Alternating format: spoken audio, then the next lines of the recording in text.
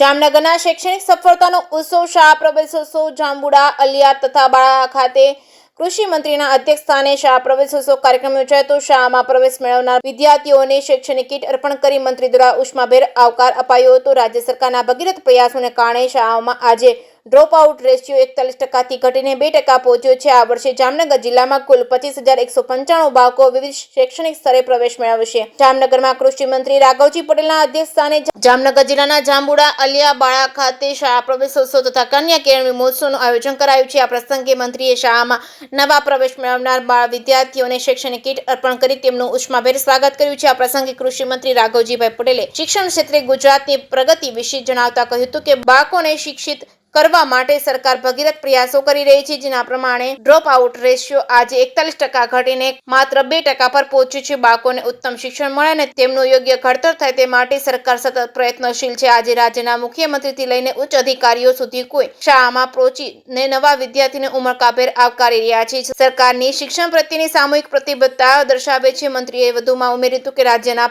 તત્કાલીન મુખ્યમંત્રી અને હાલના વડાપ્રધાન નરેન્દ્ર મોદીએ ગુજરાત શિક્ષણ ક્ષેત્રે આગળ વધે તે માટે શરૂ કરેલા શાળા પ્રવેશોત્સવ અને કન્યા કેળવણી મહોત્સવ જેવા કાર્યક્રમો મહત્વપૂર્ણ ભૂમિકા ભજવી છે।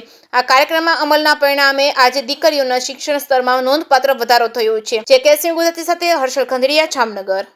દેશના યશસ્વી વડાપ્રધાન અને તત્કાલીન ગુજરાતના મુખ્યમંત્રી શ્રી નરેન્દ્રભાઈ મોદી જ્યારે ગુજરાતના મુખ્યમંત્રી હતા ત્યારથી અને ગુજરાત રાજ્યના શૈક્ષણિક ઉત્કર્ષ માટે અને આપણી દીકરીઓ મોટા પ્રમાણમાં ભણતી થાય એના માટે કન્યા કેળવણી મહોત્સવ અને શાળા પ્રવેશ મહોત્સવના કાર્યક્રમો દર વર્ષે રાજ્યમાં શરૂ કરેલ હતા।